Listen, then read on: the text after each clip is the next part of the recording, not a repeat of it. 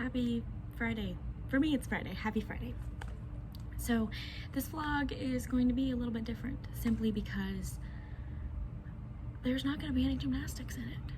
It's going to be me and you talking. Well, me talking, you listening, hopefully. So going off of our theme for this year, it is Stand, Be Contagious. And while it is kind of a play on words, please understand that we are not in any way trying to make light of or make fun of the COVID virus. We understand how serious and how devastating it has been for so many people. And so please understand that it's not what we're trying to do. It's simply rather that in light of the pandemic, we realized that standing for what you believe in is often contagious. It often encourages other people to stand for their beliefs and what they believe in. So I'd like to talk about one person, a girl, a young lady, who most of you have probably heard of her, and her name is Esther. And I had recently listened to a podcast about the story of Esther, and it brought up some things that I had never really thought of before. Esther was young. She was pretty much taken against her will into the palace and forced to compete. It was literally The Bachelor. She was in The Bachelor. So that's fun. But something I had never really thought about was that when Esther went and she approached the king, yes, he had to hold out his scepter. He had to accept her. A scepter? Is it accept? Sorry, okay. He had to hold out his scepter and say, no, I'm not gonna kill you. You can talk to me. So while that was scary, in all honesty, she would have been just fine not having done it. She was queen. She had everything she wanted like that. She could call and say, I want this, and it would probably be provided for her. She had servants. She had people to read to her, people to feed her, people to bathe her. She had everything that someone could possibly need at her fingertips, right there. And yet, and she was probably very scared, and she probably thought about that. She was like, well, I would be okay. Nothing would happen to me. She was probably right. Nothing would probably happen to her, because I guarantee you the king wasn't going to let his wife die. And she probably even could have just saved Mordecai. But instead, she chose to stand and to save all the Jewish people. She chose to use the power, the position that God had allowed her to get in to save her people. And again, she didn't have to. You know, she fasted and she prayed about her situation, and even though maybe she felt God's voice assuring her or saying, like, I am with you, even when I felt that sometimes, I'm like, I don't know, I don't want to do this is scary. And I'm sure she felt that.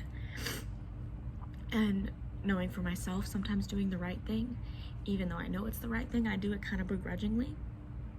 Esther might have done it begrudgingly. She might have been like, oh, well, I don't want to do this, I don't want to do this. We don't know. But just the fact that sometimes I feel like it's hard to stand for what you believe in, especially when there are so many things being thrown at you. It's so easy to get caught up in the media, in other people's posts, the persona that people put on. It's so easy, trust me, I have.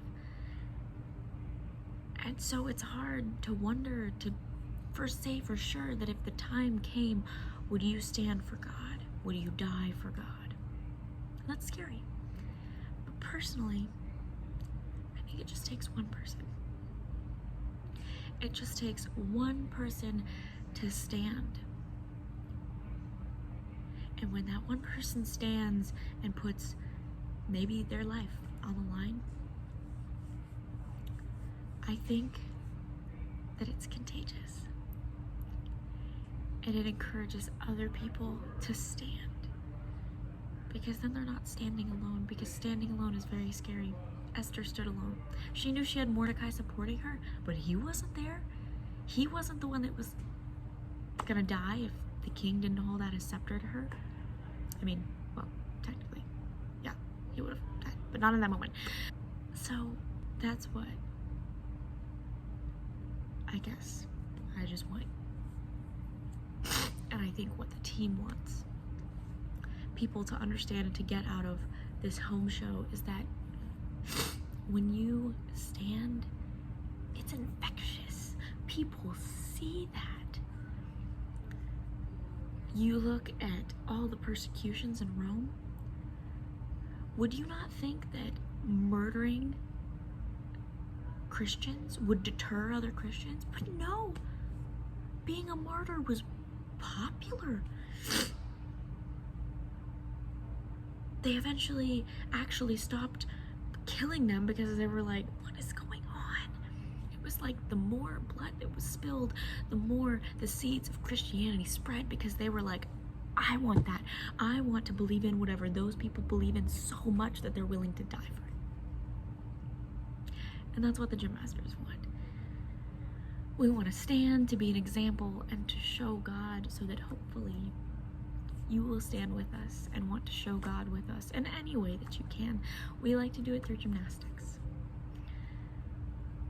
So, speaking of the team, we are doing pretty good. The storms cut us back another day, but that's okay. We adapt, we overcome, we improvise. I think that's the Marines, but you know, good motto.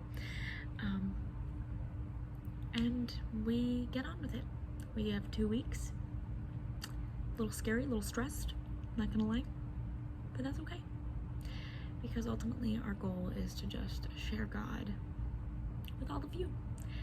So don't forget that it will be live streamed for anyone who is not on Southern's campus. Unfortunately, only Southern students can attend, and then on April 9, any leftover tickets will be available to staff.